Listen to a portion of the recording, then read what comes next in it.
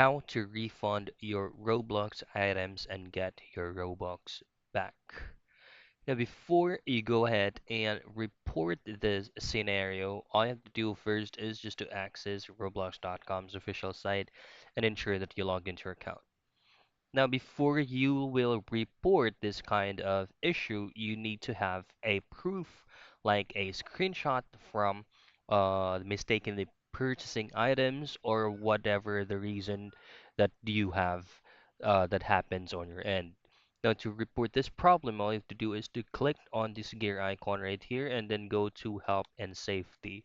Now, our goal here is just to go directly with the Roblox customer support. Now just head over to Help Center and we will be redirected to another page in which we will be having a vision of the security resolutions.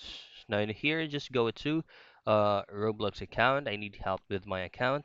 And then in here, we have to manually look for a specific refund article for us to be able to know what will be the resolution is. Just simply type in refund and then hit on enter.